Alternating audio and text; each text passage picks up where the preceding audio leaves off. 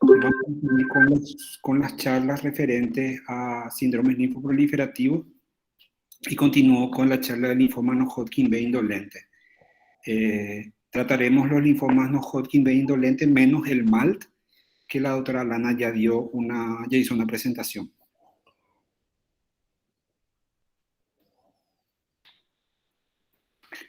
Bueno, agradezco a la doctora Sabela Bolillo Varela del Hospital Valdebrón de Barcelona. Utilicé algunas láminas de una presentación que ella hizo para esta presentación. Linfomas no Hodgkin indolentes B. Como dije, trataremos de hablar rápidamente de estos linfomas indolentes, en especial el linfoma folicular y el linfoma de la zona marginal. Dentro del linfoma de la zona marginal tenemos tres presentaciones, que es el linfoma de MALT, el linfoma de la zona marginal esplénica y el linfoma de la zona marginal nodal. Como les dije, no tocaremos el tema del linfoma de MALT, que la doctora Alana ya había hecho una presentación. Con respecto a la frecuencia, nosotros sabemos que dentro del espectro de los linfomas no Hodgkin B en general, más de la mitad están dadas por la presencia de linfomas de células B grandes difusas, aquí marcados en verde en un 32%, y un 23% del linfoma folicular. Si nosotros nos enfocamos exclusivamente en los linfomas indolentes, tendremos que el linfoma folicular abarca el 23% de esta población y un 8% de los linfomas de la zona marginal. Linfoma folicular. Este es el cuadro que estamos acostumbrados a ver cuando tratamos las neoplasias de precursores B como las neoplasias de células B maduras. En este caso, lo que yo quiero que tengan en cuenta, en especial los residentes, es ver el área geográfica dentro de la estructura del tejido linfoide periférico, ¿verdad? En este caso puede ser un ganglio, puede ser el mismo vaso, donde ocurre la transformación clonal de este síndrome linfoproliferativo, en especial en los linfomas no Hodgkin indolentes. Estos se originan post-centro germinal, teniendo en cuenta que aquí está el centro germinal, las lesiones pre-centro germinales como el linfoma de Manto, aquí tendríamos patologías como el linfoma folicular, el linfoma de Burkitt, pero el linfoma folicular para nuestro indolente, y post-centro germinal tenemos el linfoma de MALT y el linfoma de la zona marginal.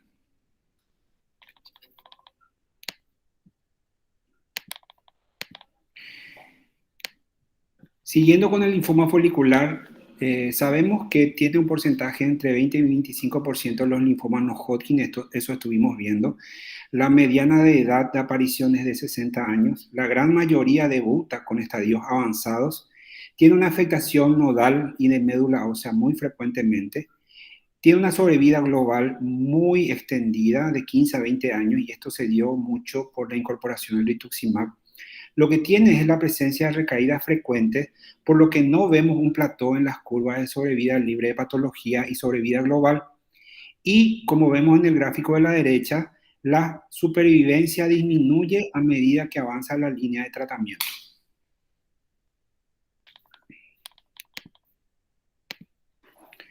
El linfoma folicular se caracteriza en un 90% por la presencia de la traslocación 14-18. Si bien es cierto, hay un porcentaje de 10 a 15% de no traslocaciones de 14-18, esta es la traslocación más frecuente, que origina el reordenamiento de las cadenas pesadas, y esto origina la sobreexpresión del oncogen BCL2 en un 90%.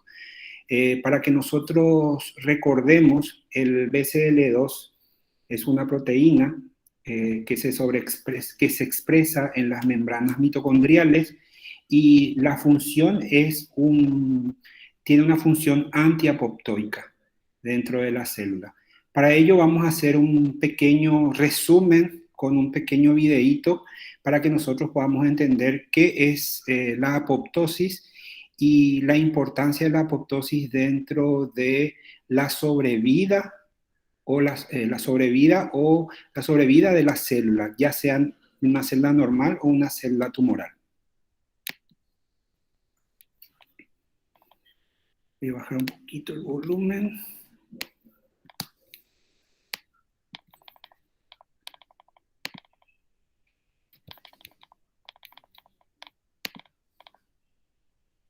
Este es un video de esta universidad.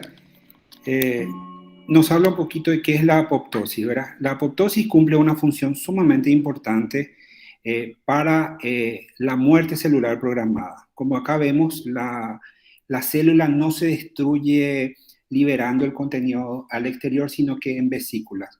Cumple una importante función en la primera etapa de la vida, ¿verdad? Donde esta apoptosis de las células de la membrana hace esta diferenciación, por ejemplo, de la parte digital en la formación embrionaria.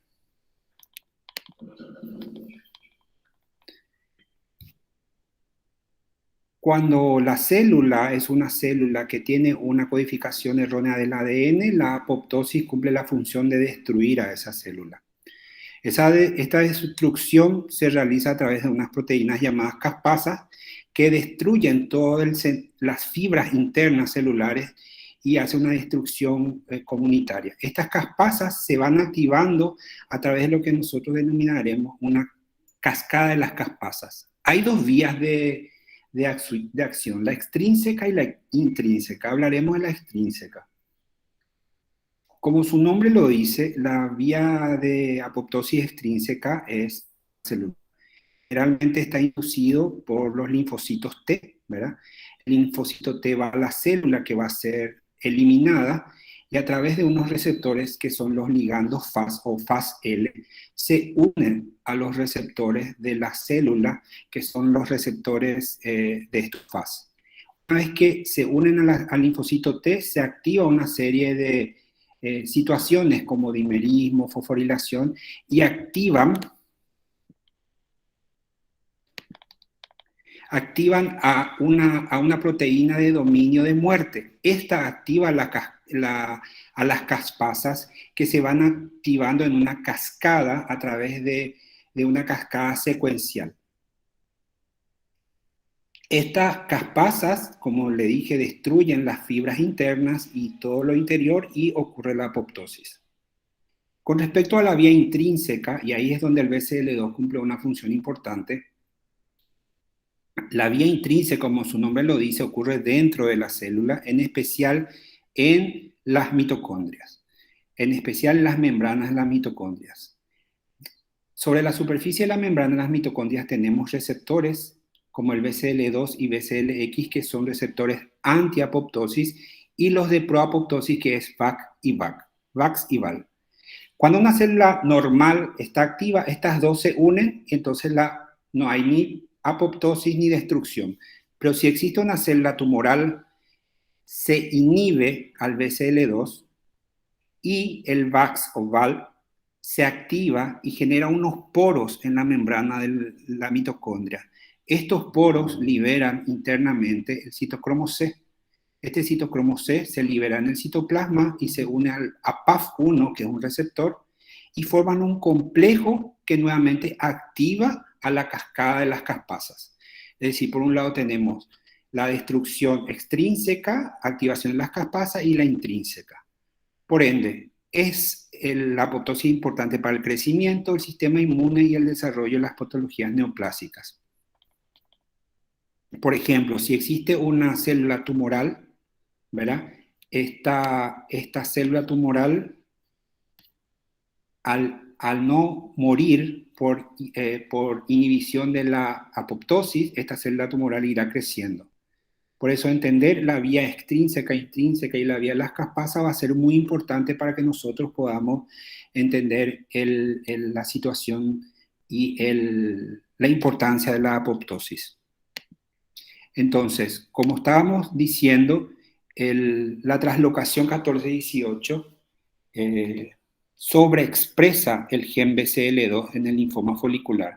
Al sobreexpresar el gen BCL2, como decíamos, es una proteína antiapoptóica, entonces la célula no muere. ¿Cuáles son las alteraciones genéticas que encontramos en el linfoma folicular? En el linfoma folicular encontramos varias alteraciones genéticas, entre las cuales podemos citar las de regulación epigenética. ¿Se acuerdan cuando estuvimos hablando de epigenética? Lo que ocurría por encima de los genes, y en este caso estaba involucrada en las histonas, y con el sistema de metilación, porque las histonas eran básicas, la cadena era ácida y se unía para para esa compactación. El 90% de las alteraciones genéticas en el linfoma folicular tienen relación con alteraciones epigenéticas de regulación transicional. En especial, vamos a ver esta EZH2, que es sumamente importante porque hay un target dirigido a esto. Pero la mayoría, como ven acá, son acetilación de las histonas. Le sigue la señalización del BCR con la activación del factor de necrosis tumoral kappa beta, las vías de señalización de supervivencia, antiapoptosis, donde tenemos BCL2, ahí está, y las de señalización de JAK, STAT y NOTCH, y las del sistema de escape del sistema inmune. Entonces, el linfoma folicular en gran porcentaje, 80%, presenta la translocación 14-18 y un 15 o un 20% no presentan esta translocación. Generalmente en este grupo hay menos alteraciones cromosómicas en el cariotipo y es muy frecuente esta presentación en los linfomas foliculares de grado 3. Pero el hecho que no presente la translocación no significa que no se sobreexprese el BCL2. Aún así, hay un porcentaje de 30% que sobreexpresa el BCL2 y un 70% que expresa el BCL6.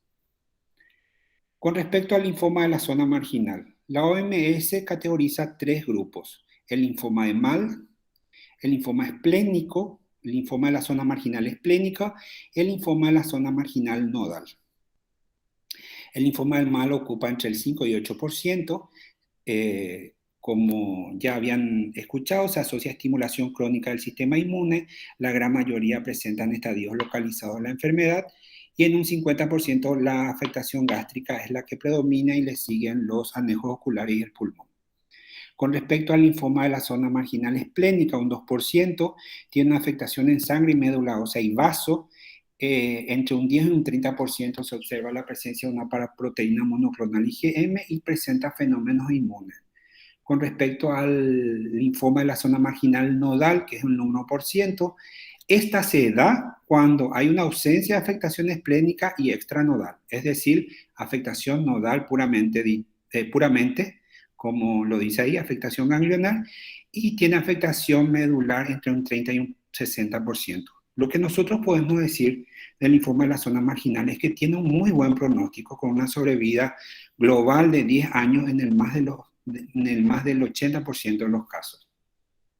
Lo que podemos decir del linfoma de la zona marginal genética es que presentan muchas vías de activación, en especial la del BCR, con el vía de la activación del factor de necrosis tumoral kappa beta, trisomía 3, trisomía 18, y la elección CQ23, con el factor de necrosis tumoral alfa que induce a la producción de la proteína 3.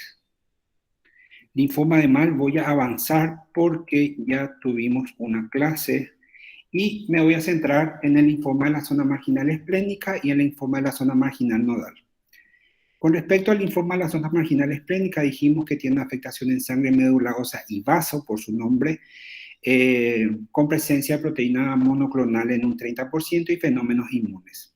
La translocación más frecuente en un 40 o un 50% es la de elección 7Q, que produce el reordenamiento de las cadenas pesadas y el MIC. La frecuencia de la elección 7Q. ¿Y cuáles son las vías de señalización activas? Nuevamente, no deja de diferenciarse mucho en el linfoma folicular. Tenemos la vía de señalización Notch en un 40%, las del BCR con la señalización del factor de necrosis tumoral kappa beta y las mutaciones KLF2. Con respecto al linfoma de la zona marginal nodal, debe haber ausencia de afectación esplénica y extranodal y tiene que ser una afectación ganglionar puramente dicha. Lo que encontramos en su gran mayoría aquí a la mano izquierda es en un 70% las alteraciones y mutaciones que encontramos son las remodelaciones de la cromatina, seguida de la vía del BCR con la vía del NF-kappa beta y la vía Notch1 en estos porcentajes. Alteraciones genéticas y pronósticos. Bueno, aquí vamos a hablar un poco del linfoma folicular. Este es un trabajo muy importante que los residentes tienen que conocer.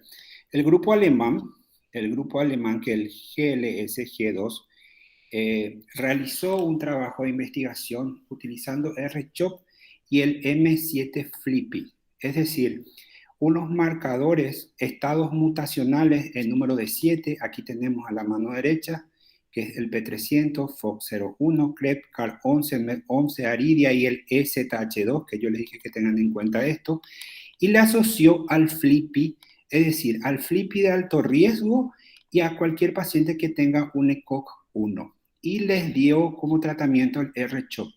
El grupo canadiense, el de Vancouver, hizo el mismo trabajo, pero utilizando el esquema RCOP. ¿Y qué es lo que encontramos? Veremos acá en el gráfico de la izquierda, que es del grupo alemán, veremos que los pacientes que eran de bajo grado en la columna superior, en el gráfico superior, no presentaban diferencias con respecto al FLIPI estándar. La asociación de M7-FLIPI con el FLIPI estándar no marcó diferencia en el grupo de bajo riesgo, pero sí en el grupo de alto riesgo porque diferenció dos grupos. Por un lado, en la línea verde teníamos los que son de alto riesgo por el FLIPI, pero que tenían la mutación EZH2. Y los de línea roja eran los que tenían FLIPI alto sin mutación el EZH2. Eso es lo mismo que encontró el grupo canadiense aquí a la derecha. Entonces, lo que diferenció es el grupo de alto riesgo, lo volvió a diferenciar en dos grandes grupos. Uno de bajo riesgo, que presentaba la mutación EZH2, y uno de alto riesgo, que no presentaba la mutación o tenía la variante salvaje.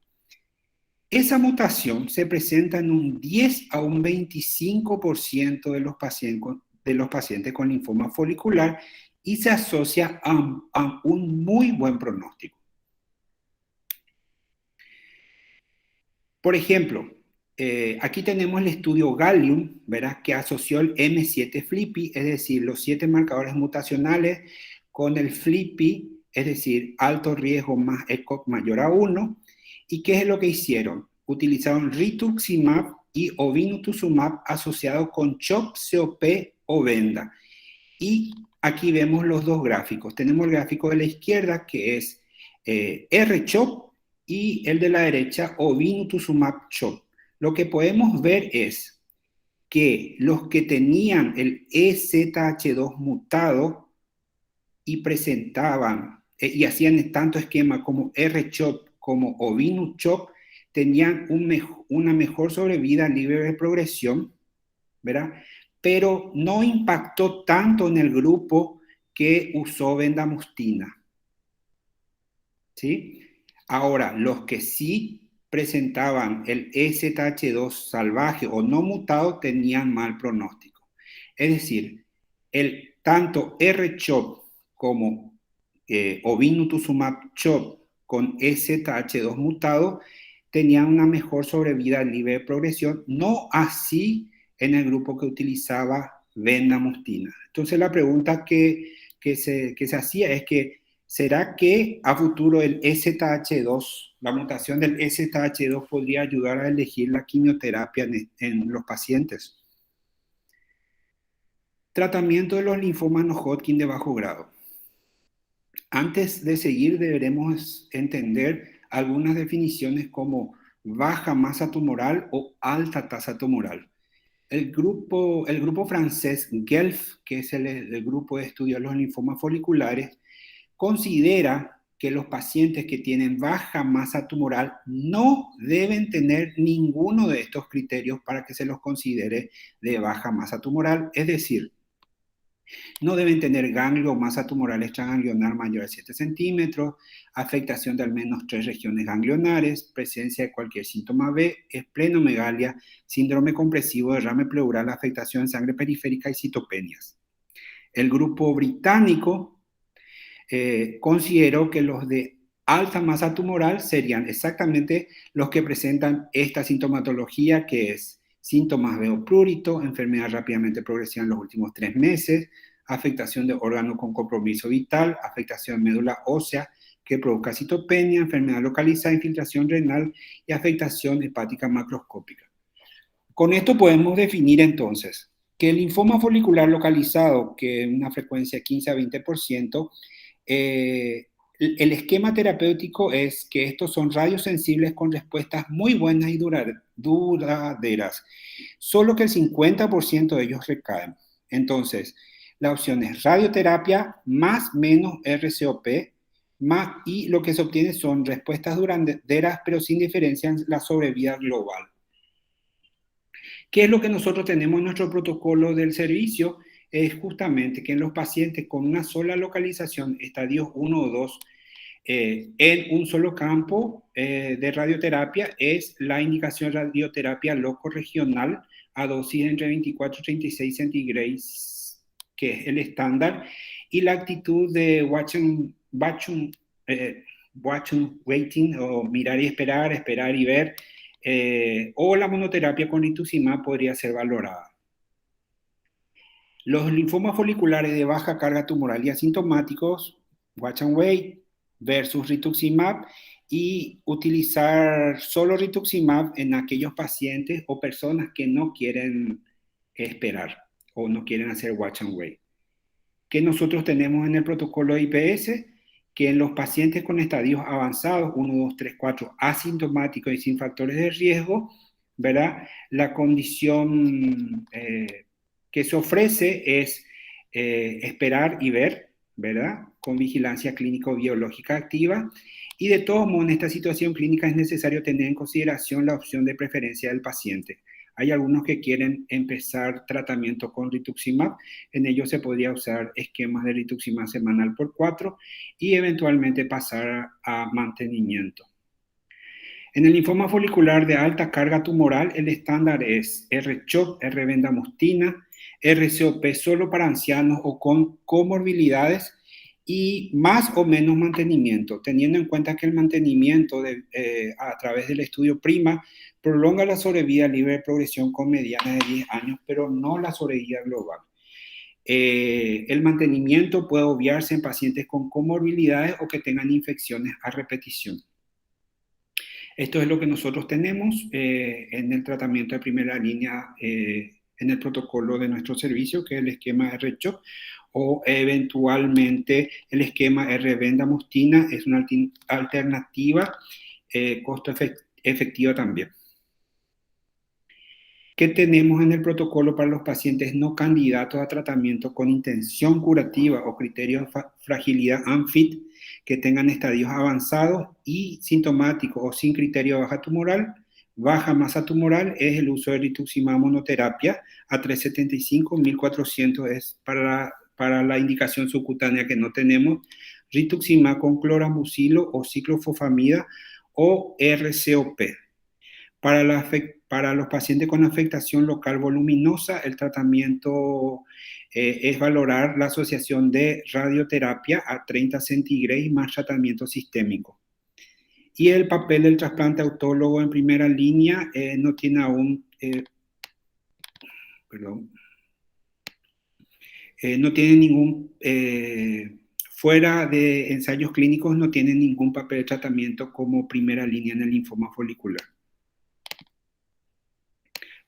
Postinducción, es decir, mantenimiento, el tratamiento inmunoterápico es la de utilizar 375 miligramos de rituximab o 1400 si va a ser subcutáneo cada 2 meses durante 2 años en aquellos pacientes que hayan obtenido remisión completa o parcial con los esquemas de inmunoquimioterapia. Teniendo en cuenta, ¿verdad?, que puede prolongar significativamente la supervivencia libre de progresión, pero no así la sobrevida global. Con respecto al mal, simplemente cortito, porque ya hablaron del tema, es la utilización de antibióticos, a veces cirugía, radioterapia, R-cloramucilo o R-vendamustina. Con respecto al síndrome, al linfoma de la zona marginal esplénico, una opción es watch and wait, uso de rituximab o R-vendamustina. Y con el linfoma de la zona marginal nodal, protocolos de linfoma folicular, R-venda versus R-CHOP. Ahora vamos a hablar de los nuevos tratamientos. Me aparece el dejar de compartir en la pantalla, entonces me complica un poquitito. Bueno, con respecto al panorama de los nuevos tratamientos en los linfomas no Hodgkin indolentes, podemos dividirlos en estos grupos. Los que utilizan anticuerpos monoclonales, los que tienen vías dirigidas al BCR es decir, la vía NF-kappa-beta, atacar el microambiente, agentes target, y ahí está el tazemetostat para el EZH2, o CAR-T-cell. Vamos a hablar de los anticuerpos monoclonales, en este caso obinutuzumab. Obinutuzumab más bendamustine en el linfoma no Hodgkin indolente refractario. Este es el estudio Gadolin, ¿verdad? Que utilizaban linfomas no Hodgkin indolentes refractarios, donde se tuvieron 335 pacientes con linfoma folicular y 47 pacientes con linfoma de la zona marginal. Se randomizó en dos grupos, los que usaban Obinu-Venda con mantenimiento con ovino y solamente los que utilizaron vendamustina. Aquí están los esquemas y lo que se vio que el esquema ovino-venda es superior en sobrevida libre de progresión y mejor sobrevida global. Es por eso que a través de este estudio el obinutuzumab más vendamustina se aprobó por la FDA y la EMA como tratamiento para el linfoma folicular recaído refractario.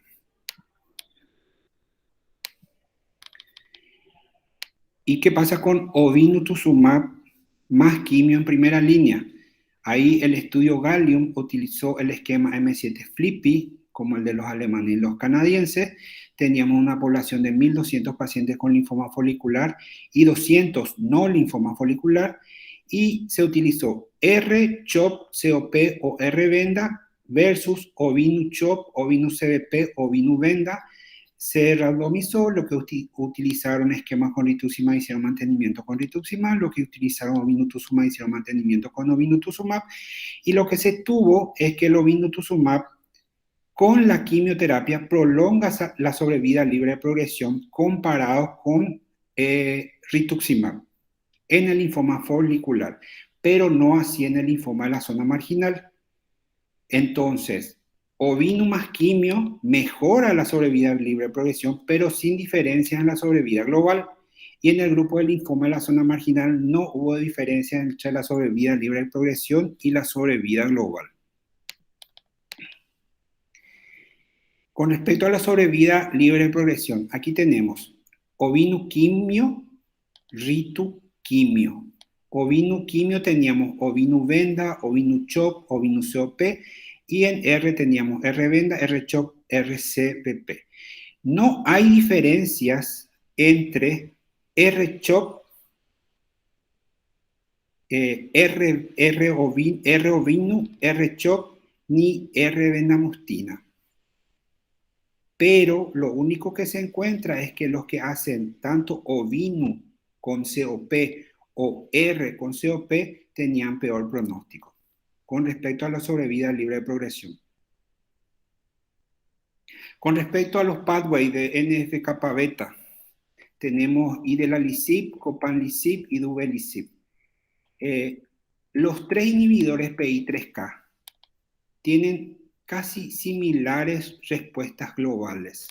Por ejemplo, 57% para el idelalisib. Estamos hablando en linfoma no Hodgkin indolentes recaídos refractarios, pero lo que quiero que miren es el grado 3 o 4 de reacciones adversas. En el caso del idelalisib, por ejemplo, diarrea, neutropenia, aumento de las enzimas hepáticas, neumonía.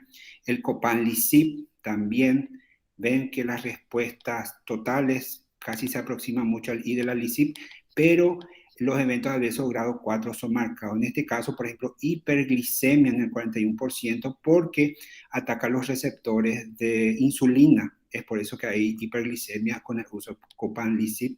Lo mismo pasa con el duvelisib, ¿verdad? Con casi similares respuestas totales, pero los grados de reacciones adversas muy elevados, en el sentido de 3-4.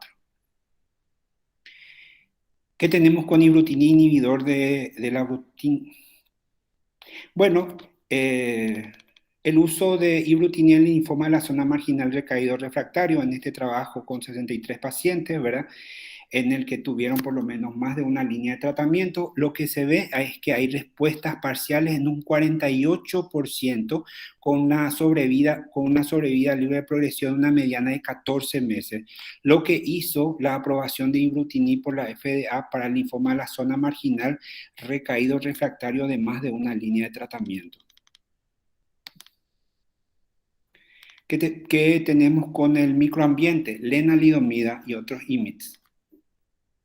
Augment es el trabajo que se utilizó R lenalidomida versus R placebo y vemos que tenemos respuestas completas en un 78% respuestas globales en un 78% y respuestas completas en un 34%, con una mediana de sobrevida libre de progresión en 39 meses que hizo que la FDA apruebe R lenalidomida en el linfoma folicular y en el linfoma de la zona marginal recaído refractario de más de una línea de tratamiento. ¿Y qué hay de R-lena para la primera línea? El estudio Relevance, ¿verdad? Utilizó pacientes con linfoma folicular de primera línea randomizando uso de R-lenalidomida en este esquema versus quimioterapia tipo CHOP, rituximab más CHOP, venda o COP y después pasaron a un mantenimiento con rituximab. Lo que se encontró es que no había diferencia de sobrevida libre de progresión y sobrevida global entre los dos grupos de tratamiento, por lo cual lenalidomida no fue aprobado como tratamiento de primera línea para el linfoma folicular. Agentes target, en este caso los inhibidores de la histona de acetilasa, tenemos borinostat, tenemos tazemetostat y venetoclax, que es un inhibidor BCL2. Vamos a referirnos a tazemetostat. Sabemos que en el linfoma folicular tiene una presencia de mutado de 20 a 25% y le da un carácter de buen pronóstico a estos linfomas foliculares.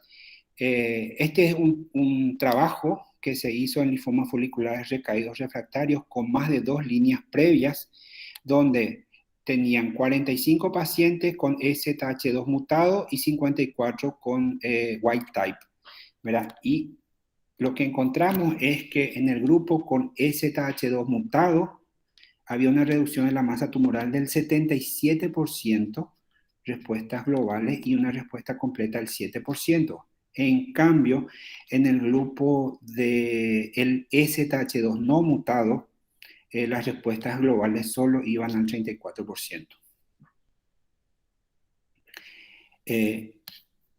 Con una sobrevida libre de progresión muy buena, lo que hizo que la FDA apruebe el tazemetostat en el linfoma folicular ZH2 mutado recaído refractario con más de 2 líneas de tratamiento.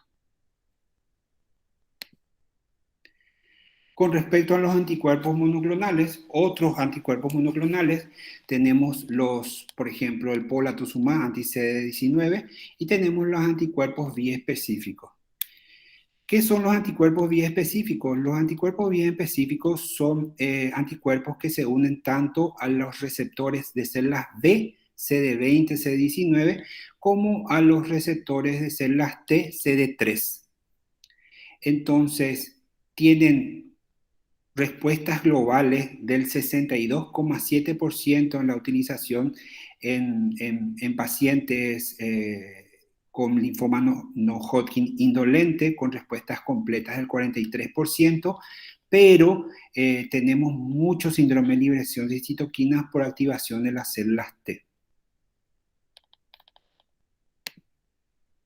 Y con CAR-T, con la terapia CAR-T, descarta que el axivitaxene siloleucel, ¿verdad? Tenemos respuestas muy interesantes que se semejan mucho al tratamiento realizado a los linfomas de alto grado. ¿Qué tenemos en IPS para el tratamiento de segunda línea? Nosotros, en caso de recaída, tenemos que recordar que es muy importante excluir histológicamente que no se produzca una transformación en el linfoma folicular, ¿verdad? Porque hay una tasa anual de 3% en 15 años. Especialmente en el grupo de que se constaten LDH elevado, se objetiva gran crecimiento aislado en la zona de afectación, síntomas sistémicos, desarrollo de enfermedad extraganglionar o si existe alta captación a través de PET. Nosotros tenemos dos posibilidades. Que la recaída sea asintomática, ¿verdad?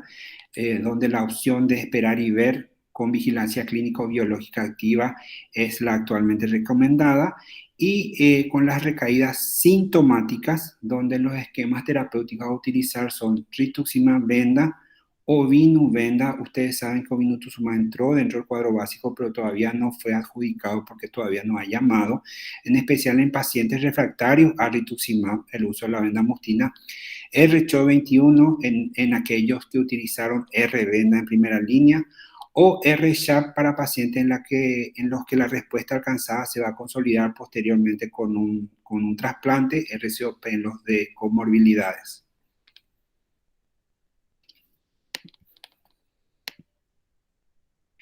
Entonces, ¿qué tenemos con los linfomas de bajo grado, verdad?